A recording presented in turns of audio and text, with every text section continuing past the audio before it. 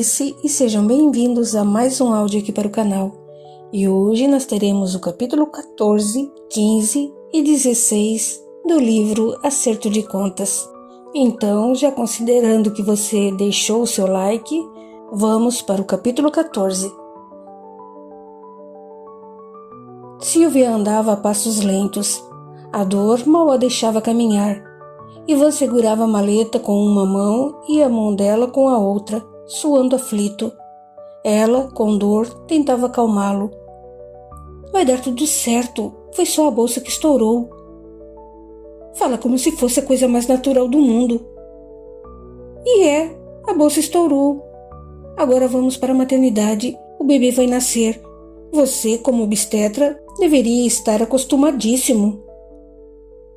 Agora sou o pai. O obstetra ainda não apareceu. Sylvia sorriu e entraram no carro. Chegaram ao hospital e horas depois, Sylvia dava à luz um menino saudável e com fartos cabelos pretos. Recebeu o nome de Fernando. Ivan sentia-se o mais feliz dos homens. É lindo! Ele se parece tanto com você. Imagina, mal abriu os olhinhos. Sylvia murmurou enquanto virava-se na cama dolorida. Tem os seus traços, a boca, o nariz. Deixe-o sentir-se feliz, pediu Jamil. Ivan fez o parto, trouxe Fernando à vida, merece ficar nesse estado pleno de felicidade. Porque não foi ele quem pariu, interveio Soraya, sentada num canto do quarto. Obrigada, agradeceu Sylvia. Ao menos tem alguém para me defender. Impressionante, comentou Jamil. Agora essas duas viraram amigas de infância? Nem é para tanto, protestou Soraya. Apenas estamos mais tolerantes uma com a outra, dando uma trégua à turbulência. Isso mesmo, estamos num momento de paz, completou Sylvia. Essas mulheres, vai entender o que se passa na cabeça delas. Ajuntou Ivan. Eles riram. Paulo entrou no quarto, acompanhado de Herculano, carregando um buquê de flores. Naquela época, podia-se entrar no quarto da gestante com flores, inclusive acender um cigarro no recinto. Outros tempos. Soraya, assim que viu Herculano, fez uma careta. Definitivamente, o santo dela não batia com o dele. Paulo entregou o buquê para Sylvia e disse emocionado: Fico contente que tudo tenha dado certo. Quem sabe você se anima? Sugeriu Sylvia, cheirando as rosas vermelhas. Não sei ao certo. Eu nunca tive muita vontade de ser pai. Será que não era mais por influência de sua ex-esposa? Não sei ao certo. Claro que sim, interveio Herculano. A Dalva era chata, não gostava de crianças. Por que defende tanto seu amigo? Quis saber Soraya. Por que é tão nervosinha? Retrucou Herculano. Paula juntou. Vocês dois, por favor, agora não é hora de discussão. Soraya e Herculano fulminaram-se com os olhos injetados de fúria. Paulo prosseguiu. Sabe, Sylvia, o que ele diz sobre Dalva pode ser verdade. Ela era quem não queria filhos. Sei que antes de vir para o quarto, passei no berçário e não pude deixar de me emocionar com aqueles bebês. Confesso que deu uma vontadezinha de ter um. Só um. A voz de Soraya soou autoritária. Criar um filho exige muito da gente. Sei que uma família grande, com irmãos, é lindo de se ver, só que exige demais dos pais. Devo ser franca, eu não tenho estrutura para ter mais de um filho. Ainda bem que não somos parentes. Eu poderia ser filho do capeta, mas jamais seria seu filho. Provocou Herculano. E eu jamais aceitaria ser sua mãe. Que horror! Rebateu Soraya. Podemos pensar nessa possibilidade, minha querida. Paulo deu a volta pela cama e foi ao encontro de Soraya. Beijou-a nos lábios e passou a mão pela cintura dela. O seu pedido é uma ordem. Ele vai estragar essa mulher. Queixou-se Jamil. Soraya vai ficar impossível. Tenho culpa se Paulo realiza todos os meus desejos? Você tirou a sorte grande, completou Silvia. Uma relação não se sustenta sem amor. Ela falou e, sem perceber, olhou para Ivan. Ele baixou os olhos, envergonhado. Jamil notou a situação um tanto embaraçosa e convidou Soraya, Paulo e Herculano para se retirarem. Está na nossa hora, melhor irmos. Assim que eu e Soraya chegarmos ao mercado, o pai e Dona Eustáquia virão para cá visitá-la. Estão loucos para ver o neto. Despediram-se e, quando fecharam a porta, Ivan sentou-se na beirada da cama, tomou a mão de Silvia com carinho e disse: Vivemos como bons amigos, mas saiba que eu tenho uma afeição muito grande por você. Gosto de nossas conversas, de seu sorriso, de suas reclamações. Enfim, gosto muito de sua companhia. Se fosse outra circunstância, creio que eu teria me apaixonado tranquilamente por você. Digo mesmo, Ivan. Se eu não tivesse passado o que passei em razão da decepção amorosa que Olavo me causou, juro que você seria o homem ideal para mim. Confesso que se ele não tivesse passado por minha vida, eu entregaria meu coração de bandeja para você. Sabemos que fomos feridos. Ainda estamos em processo de cicatrização. E quanto tempo será que vai levar para curarmos nossa ferida? Uma vida toda? Não sei. Agora que temos Fernando, talvez muito do nosso amor seja direcionado a ele. Só fico apreensivo de ele crescer e ver seus pais dormindo em camas separadas. Não acha isso estranho? Estive pensando sobre o assunto. Assim que receber alta e voltar para casa, poderíamos dormir em uma mesma cama. Não vejo problema nisso.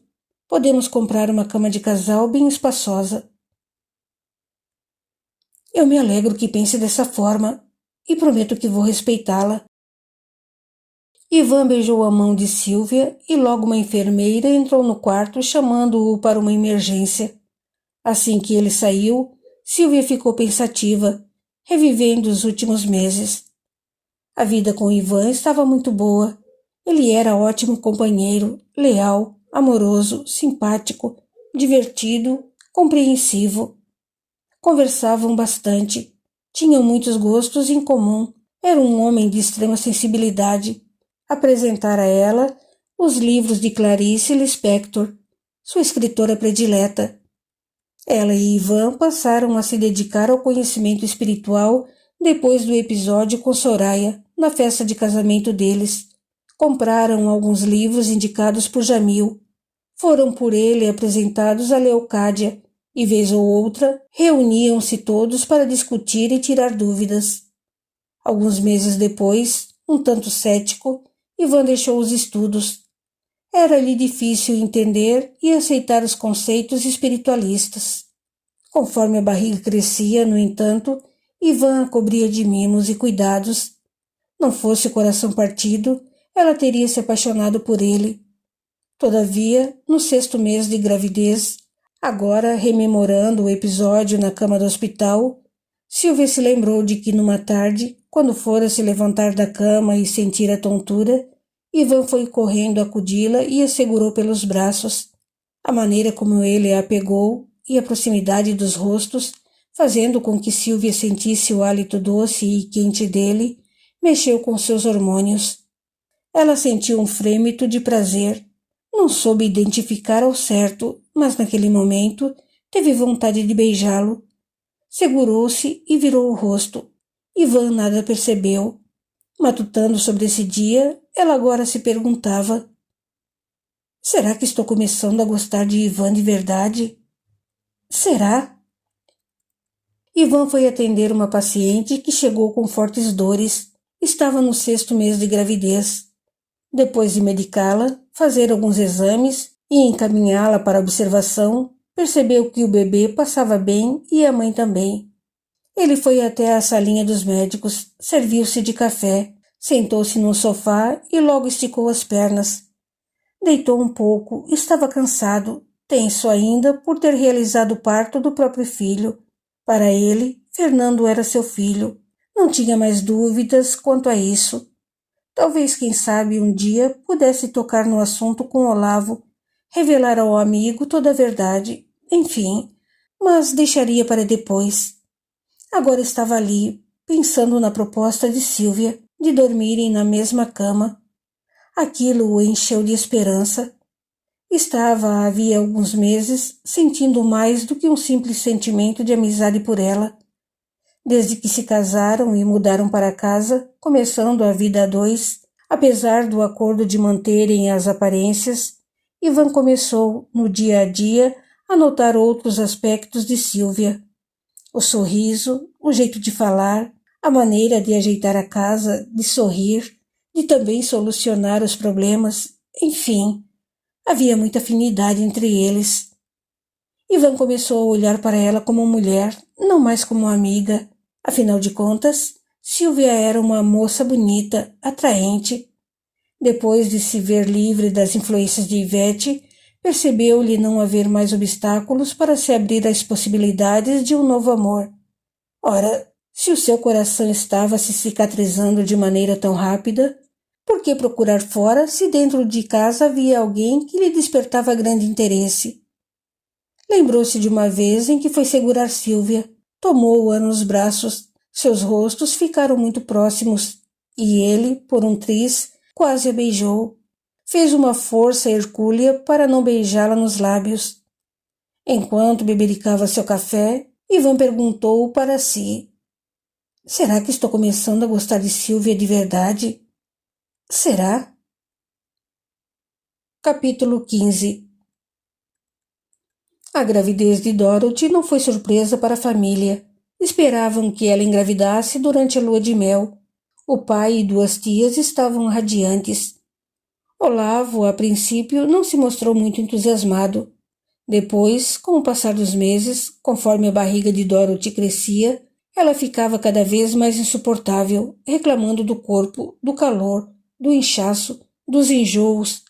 Mas ele foi gostando. Era como se, por meio da gravidez, ele estivesse se vingando da esposa. Não faz o que eu quero? No entanto, é obrigada a carregar esse bebê por 9 meses.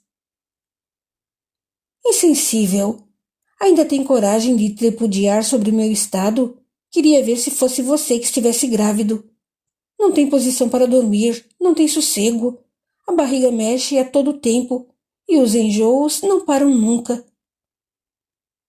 Bem feito, para você aprender que existem coisas na vida que você é obrigada a engolir. Dorothy apanhou uma almofada que estava próxima e atirou-a contra Olavo. Saia daqui antes que eu exploda de ódio. Está fazendo mal a mim e ao bebê. Tomara que nasça um menino. Vai aporrinhar você até dizer chega. Eu torço com todas as minhas forças que nasça uma menina, para que eu tenha uma companheira, será minha aliada. Vire essa boca para lá. 2 Dorothys? Eu não dou conta. Todavia, Olavo teve de dar conta, pois Dorothy deu à luz uma linda ruivinha, Débora, a cara da mãe. Quando Fernando completou 3 meses de vida, durante um almoço de família, Sílvia fez o anúncio inesperado. Eu e Ivan pensamos bem no assunto. A princípio, não iríamos batizar nosso filho, pois gostaríamos que Fernando crescesse livre para ter a liberdade de professar a sua fé. No entanto, conversando com minha sogra, cheguei à conclusão de que o batizado será importante para o bebê, visto que ele vai estudar em escola de padres. Fico feliz com sua iniciativa, ajuntou Eustáquia. O batizado torna a criança cristã. Para mim, é como se, a partir do batismo, estivesse sempre protegida por Jesus. Penso da mesma forma. embora possam achar que somos crentes ou paranoicas. Completou Soraya. Eu não me importo. Fico também contente que meu sobrinho seja batizado. Além do mais, Ivan tomou a palavra.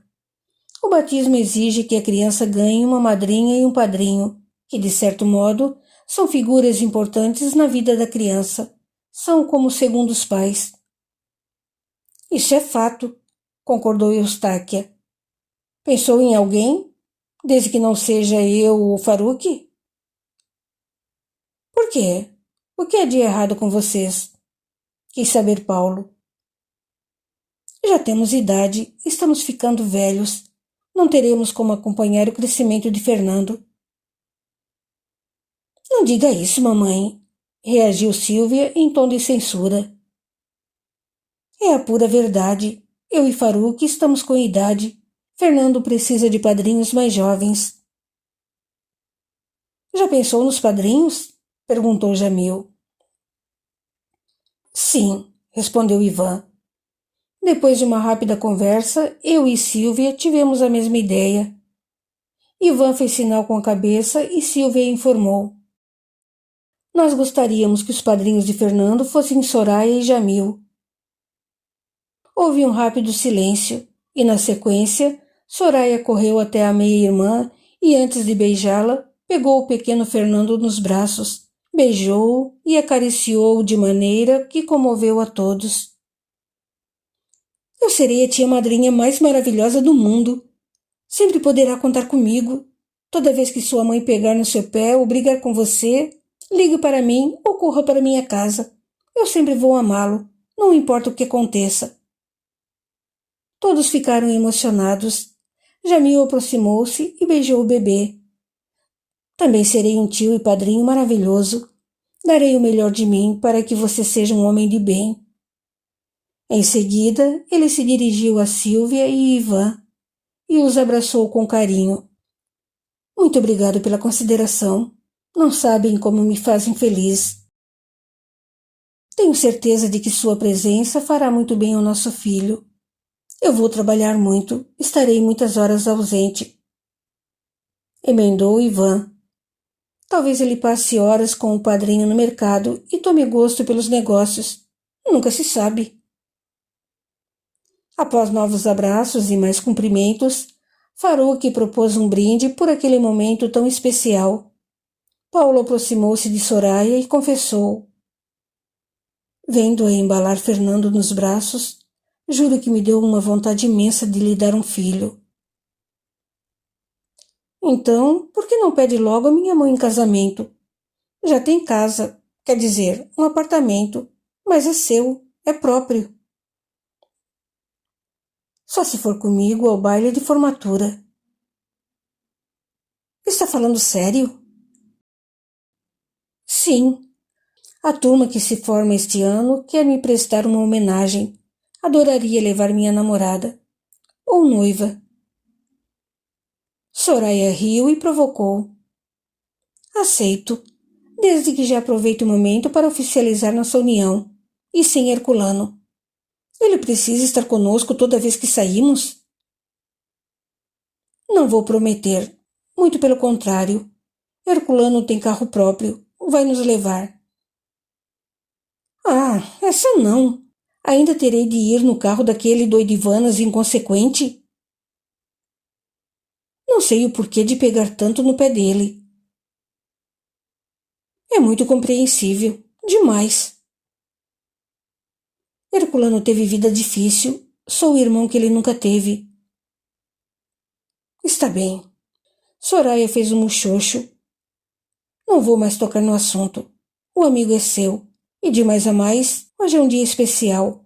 Quero transmitir somente boas sensações a esse bebezinho lindo. Finalizou, beijando Fernando várias vezes no rosto. Paulo pigarreou, e assim que brindaram a saúde do pequeno Fernando, ele pediu atenção e encarou o patriarca.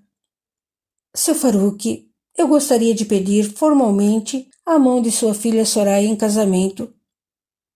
Mais vivas e brindes. Foi um dia de muita felicidade para todos. Capítulo 16. Promessa é promessa.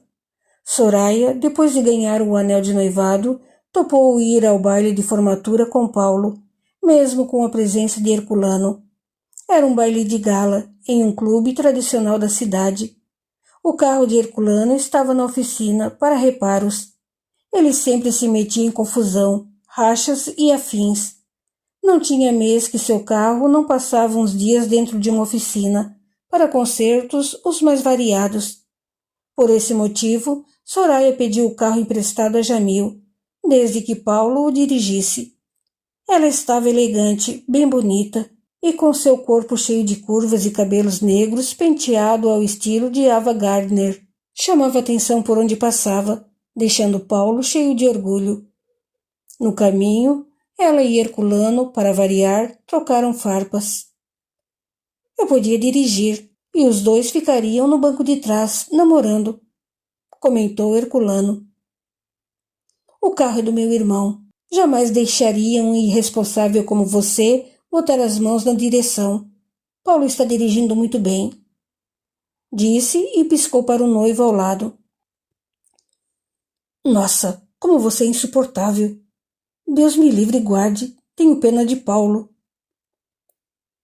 Ora! E a discussão seguia. Paulo ria com a situação. No fundo, vocês se adoram. Quase foi linchado por Soraya e Herculano. A festa foi animada, com música ao vivo, alguns comes e muitos bebes. A bebida, de fato, rolou solta. Paulo, para surpresa de Soraya, meteu os 2 pés no uísque, na cachaça, na cerveja, talvez pelo fato de ter sido homenageado e estar desfilando ao lado de uma mulher tão bonita e cobiçada. Ele, um tanto reservado, exagerou na bebida, a fim de se soltar e ficar um pouco mais sociável.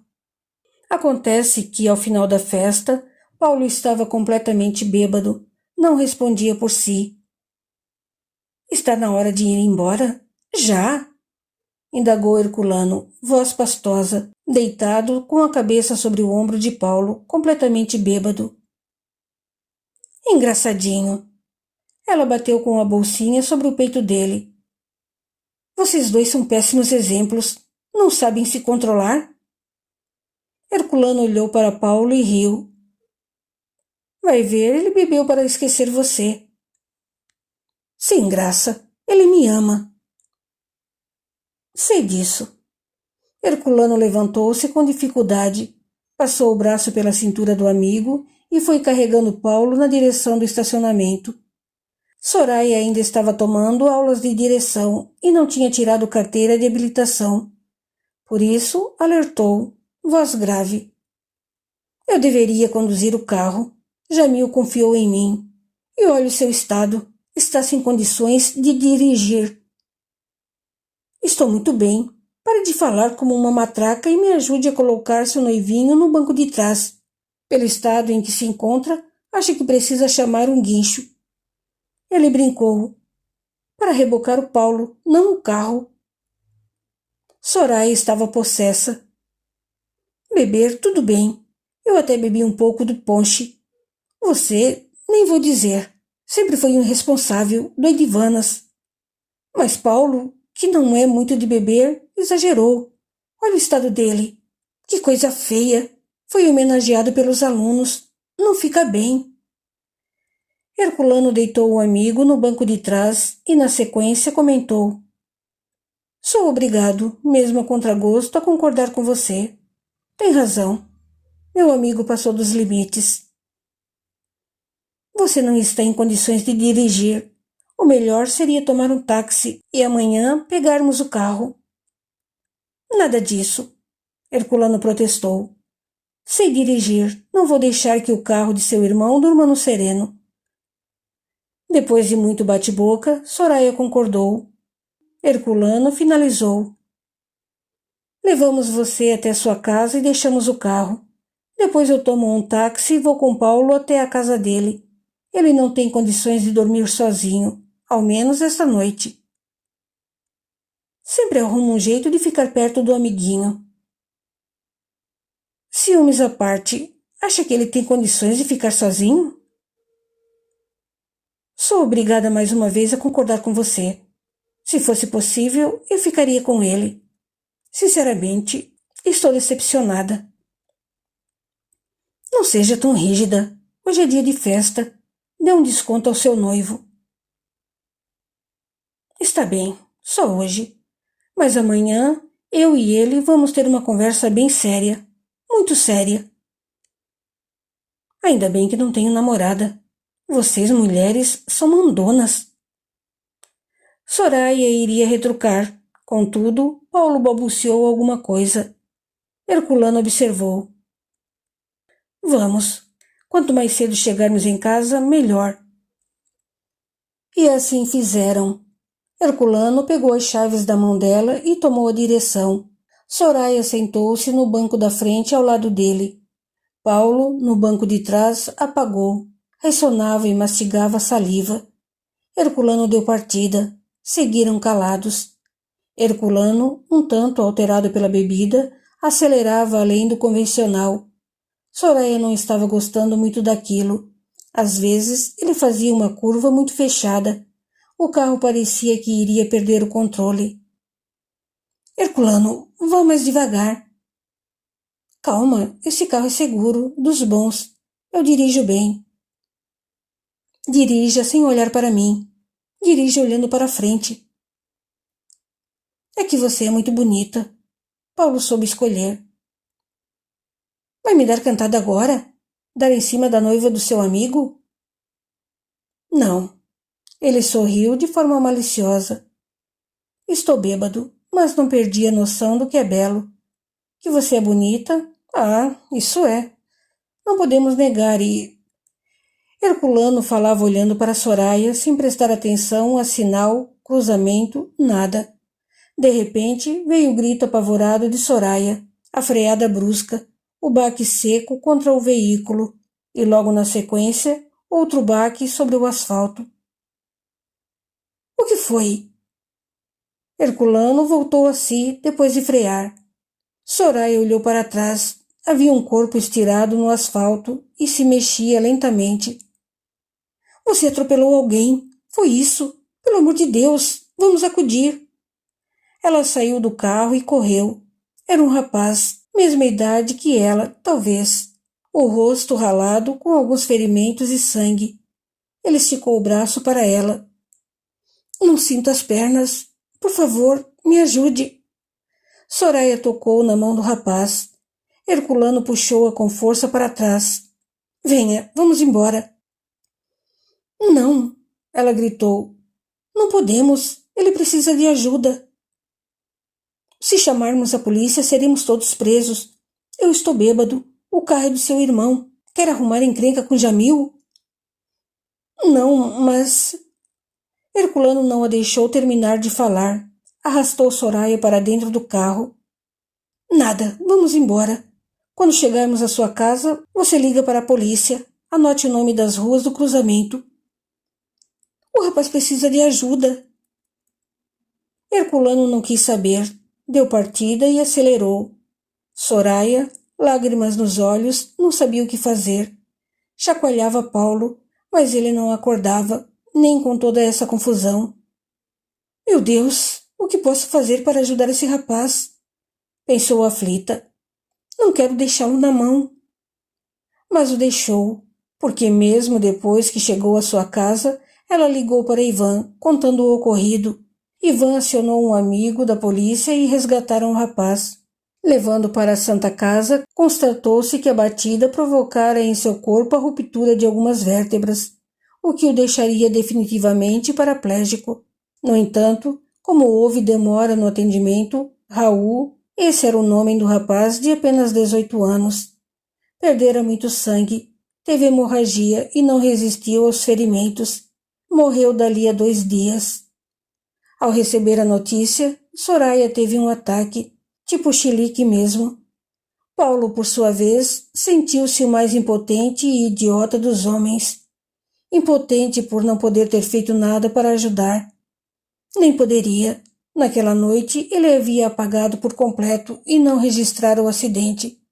Idiota, porque se não tivesse bebido tanto assim, talvez nada disso tivesse acontecido. Nunca vou me perdoar. Você não tem culpa, ela disse chorosa. Como não?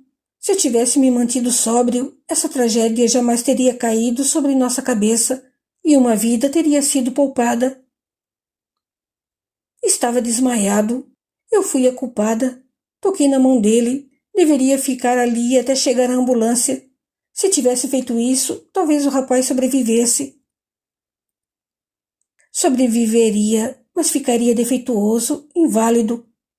Interveio Herculano. Creio que foi melhor assim. Soraya teve vontade de esganá-lo. Como se atreve a falar assim? Quem pensa que é? Deus?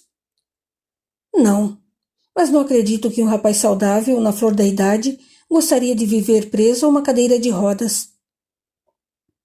Você pensa dessa forma. Como pode se colocar no lugar dos outros e achar o que pensam? O tom de Soraya era de raiva. Sou prático. Frio. Só pensa em você. Só olha para o próprio umbigo. Por que tinha de estar na festa? E por que pegou o carro? Por quê? Porque seu noivinho se afundou na cachaça. Porque seu noivinho não tem tolerância para bebida. Só isso. Paulo levantou-se e meteu o dedo em riste. Chega, Herculano. Você passou dos limites. Sou da paz, mas não quero briga. Melhor você parar por aqui e ir embora. Refletir. Sou seu amigo. Melhor ir embora. Paulo repetiu, olhando para baixo. Está bem. Agora querem que eu suma da vida de vocês. Eu sou o pária, o excluído. Suma de nossa vida, Soraya gritou. Desapareça. Eu odeio você. Herculano teve imensa vontade de abraçar Paulo, porém conteve-se, encarou Soraya e fulminou-a com os olhos. Saiu pisando firme e bateu à porta com força. Ela abraçou Paulo e os dois choraram muito, de dor, de remorso, de culpa. Algum tempo depois, Soraya, aflita, ligou e pediu para conversar com Leocádia. Ao abrir a porta de casa, Soraya abraçou-a de maneira desesperada.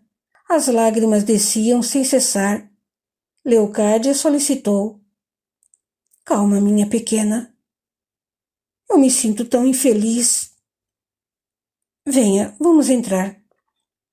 Leocádia fechou a porta e conduziu Soraya até a sala de estar. Sentaram-se no sofá. Leocádia tocou uma sineta. A empregada apareceu e ela pediu um copo de água com açúcar. Depois que Soraya bebeu, ela indagou. Sente-se melhor? Sim. Ótimo. Preciso acabar com esta culpa que me consome. Não deixo de pensar no rapaz, no acidente. Tenho pesadelos.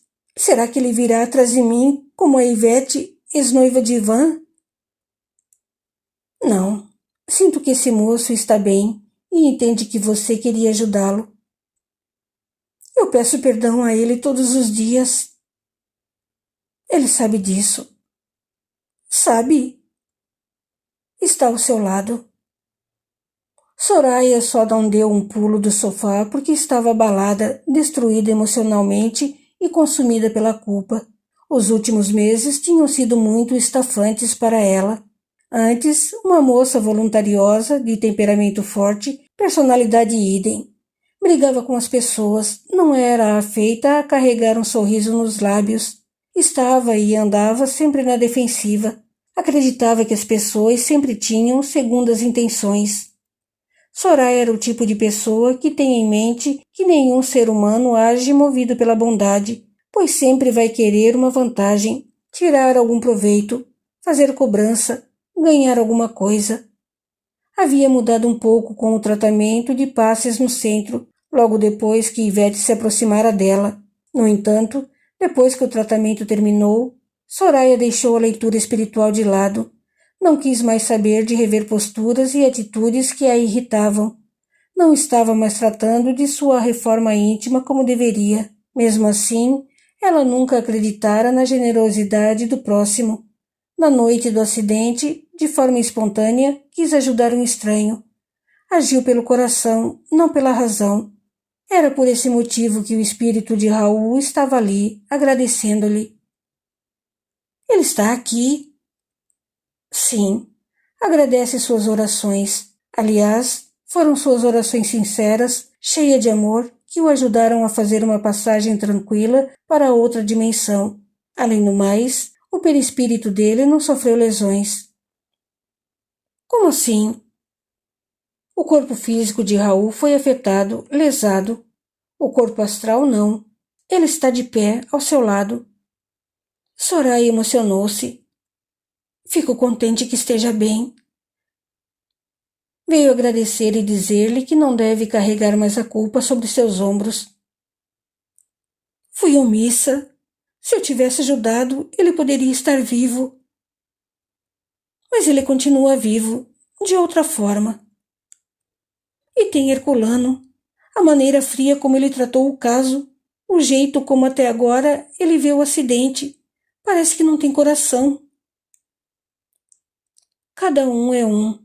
Você não pode julgar o que os outros pensam, por mais estapafúrdios que sejam os pensamentos ou ideias deles. Abençoe Herculano. Deixe-o seguir seu caminho. Não sei. Talvez aceitar o que ele fez seja mais difícil que arrancar a culpa que sinto. Além do mais... Leocádia interrompeu-a com carinho. Raul afirma que tudo aconteceu no momento certo. Nada acontece por acaso. As pessoas são unidas pela vida. Se estão juntas, é porque precisam trocar experiências, aprender umas com as outras. Por que a vida nos juntou? Não vejo um motivo plausível. Raul está sorrindo, e um dia, se estiver madura, você irá saber. Mas agora, o importante é você ter em mente que a culpa só faz mal. Dedicar-se a ela é como ingerir drogas que, aos poucos, vão minando nossas possibilidades de paz e felicidade. Creio que começo a entender, Leocádia. Sinto bem-estar. Ele está ao seu lado enviando energias de calma e paz, e antes de partir, está lhe dizendo que, sempre que possível, virá visitá-la. Também sugere que uma boa maneira de arrancar de vez essa culpa é pensar que você fez só o que sabia e acreditava, que fizera o seu melhor na noite do acidente. Ninguém erra porque quer. Soraya balançou a cabeça de forma positiva. É verdade. Obrigada, Raul. Falou olhando para o vazio ao lado. Em seguida, esticou as mãos e tocou as de Leocádia. Obrigada. Você é uma mulher de personalidade exuberante. Preciso ser mais reservada. Não. Continue sendo exuberante. Só precisa entender que as pessoas são diferentes. Cada um tem um jeito próprio de ser, de pensar e de agir. Se você viver pensando dessa forma, vai se tornar uma pessoa menos briguenta, mais compreensiva, alegre, querida, de bem com a vida. Isso é o que eu quero. Você vai conseguir. Eu acredito em você, Soraya. É uma boa mulher. Soraya abraçou-a demoradamente. Ficaram assim por um bom tempo, enquanto das mãos de Raul uma luz suave atingia as duas, proporcionando-lhes bem-estar e harmonia ao ambiente. Um mês depois desse encontro, na casa de Leocádia, Soraya e Paulo foram surpreendidos com uma triste notícia. Um avião que partia de Congonhas, cujo voo tinha como destino Rio de Janeiro, não conseguiu ganhar altura suficiente após a decolagem e caiu sobre uma área residencial do bairro do Jabaquara. A bordo havia 4 tripulantes e 16 passageiros, dentre eles Herculano. Todos morreram. Continua no capítulo 17. Até lá!